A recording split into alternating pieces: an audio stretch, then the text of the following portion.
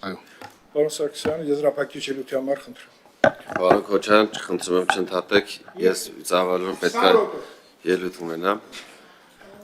Հարգելի գործընկերներ, պարոն Քոչարյան, ես նախագիծը բնականաբար հետ չեմ քաշելու, քանի որ այն տևական ժամանակ քննարկվել է եւ ստացել է կառավարության կողմ դիրքորոշումը եւ վարչապետի ստորագրությամբ կառավարության առաջարկներով որպես դրական եզրակացություն ստացած նախագիծ եկել է ազգային ժողով եւ ես որպես քաղաքական թիմի անդամ պարտավոր եմ կողմ քվեարկելու, եթե այլ կարծիք չեմ հայտնել սահմանված կարգով։ Ուզում եմ նշել, որ առաջի օրվանից երբ նախագիծը քննարկվել է, պարոն Քոչարյանը ինձ աջակցել է նախագծի քննարկումների ժամանակ ու միշտ ասել է, որ կողմ է նախագծին, նաեւ նոյեմբերին երբ վարչապետի մոտ եղել է քննարկում, որևէ դեմ կարծիք չի հայտնել, մի քանի նախադասություն միտք ասել, որոնք ավելի շատ պաշտպանել են նախագիծը, առնվազն որևէ բացասական միտք չի ասել, ինչը նշանակում է, որ պարոն Քոչարյանը եղել է կողմ։ Հետո պարոն Քոչարյանը ներգրավել է միջգերատեսչական հանձնաժողովում, որը վարչապետի որոշումով ստեղծվել է, միջգերատեսչական հանձնաժողովը աշխատել է 6 ամիս, պարոն Քոչարյանը մասնակցել է 2 նիստի, մի քանի քննարկումների չի մասնակցել, 2 նիստերի ընթացքում որևէ դեմ կարծիք չի ասել, ոչ բանավոր, ոչ գրավոր, որևէ առաջարկ չի ներկայացրել։ Հետո այս սահմանված կարգով այս տարվա փետրվարին մեր խմբակցության падգամավորներին ուղարկել եմ նախագիծը, որ եթե մեր падգամավորները դեմ կարծիք ունեն դրա մասին ասել միջև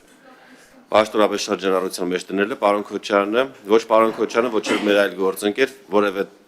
գրավոր առաջարկ չեն ներկայացրել, ինչը ենթադրում է, որ падգամավորները կողմ են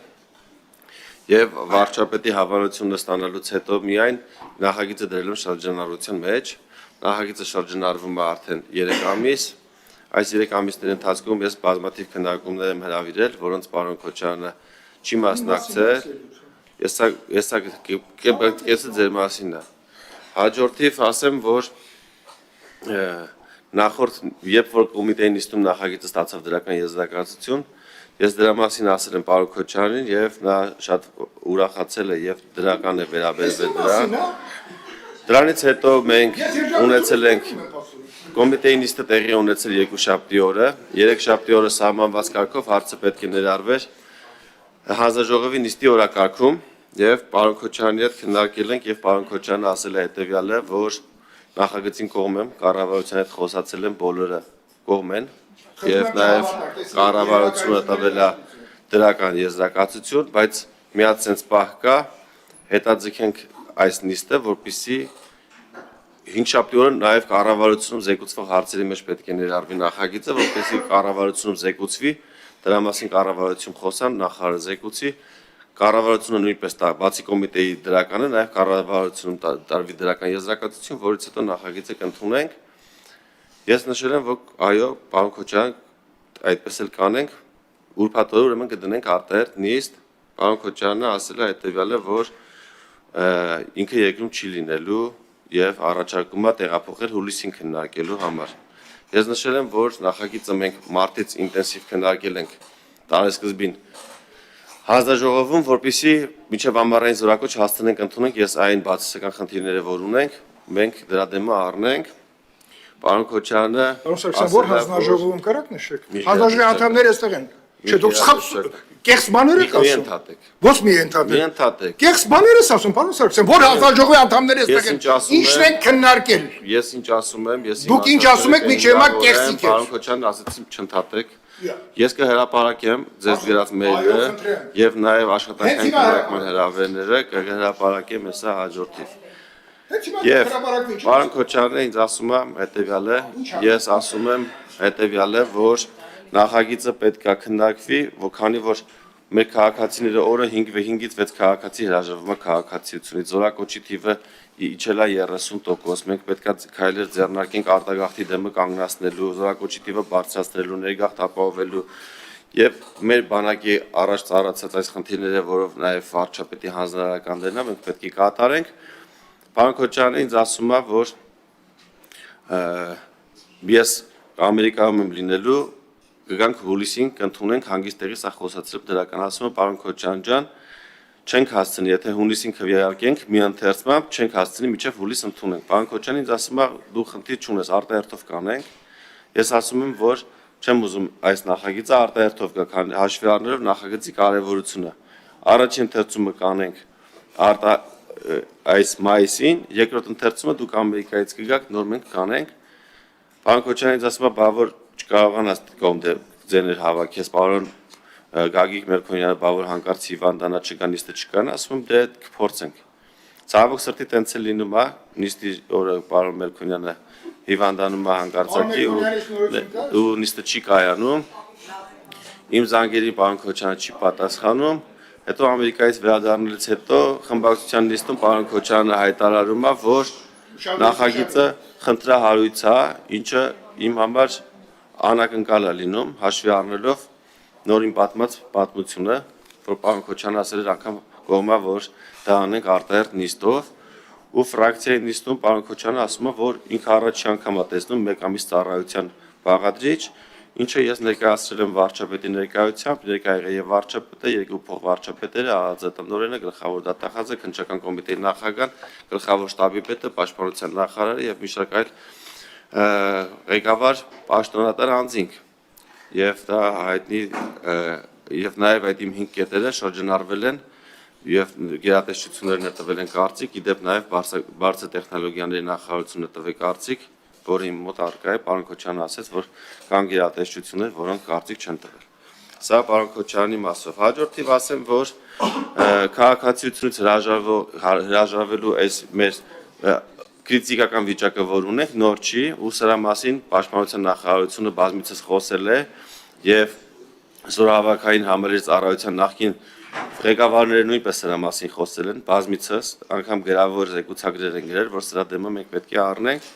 Նշեմ հետևյալը, այս տարի բանակ է զորակոչվում 2007 թվականին ծնված տղաները, որոնցից շուրջ 7%-ը այլևս Հայաստանի Հանրապետության քաղաքացի չեն։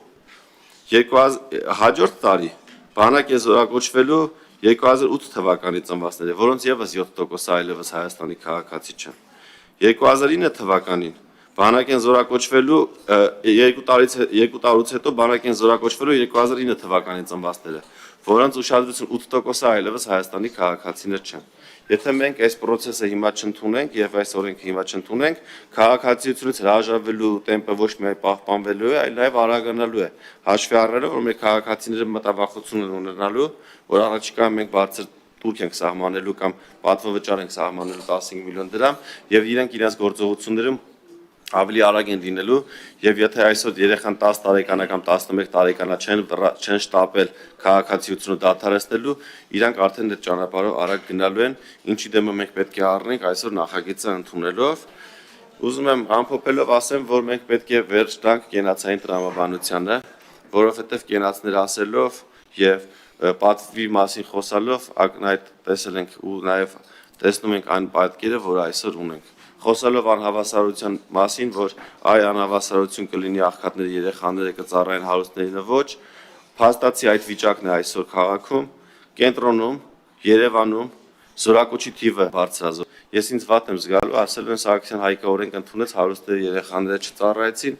եւ միայն աղքատների բանակ ունեցանք։ Ցավոք սրտի պատերազմից հետո ես այցելել եմ երկարորից ավել զոհված զինծառայողների ընտանիքների եւ նրանց գերակշիռ մեծամասնությունը մեր ասած ապահով ընտանիքներ չեն եղել եւ ես չեմ տեսել որևէ հարուստի զավակ մեր մարզում, ով զոհվել է պատերազմի ընթացքում եւ եւս մեկ անգամ հանգել է մեր մտքին, որ այս օրենքի նախագիծը պետք է ընդունել։ Ինչու՞, որովհետեւ հարուստի երեխաները, ովքեր առողջական թղթերով կամ քաղաքացիությունից հրաժարվելով խուսափել էին ծառայությունից, մենք անգամ չկարողացանք մոբ ռեսուրսի տեսքով իրենց ներգրավել, քանի որ ուղղակի պարտադիր զինվորական ծառայության ենթակա չեն նրանք։ Մենք այս հարցը եւս պետք է լուծեն, ամփոփելով ցանկանում եմ շնորհակալություն հայտնել բոլոր շահագրգիռ անձանց, ովքեր այս վերջին 1.5 տարիների ընթացքում քննարկել են։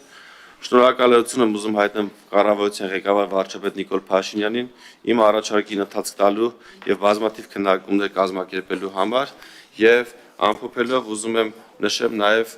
վարչապետի վերջին ելույթը կապված այս օրենսդրական նախաձեռնության հետ։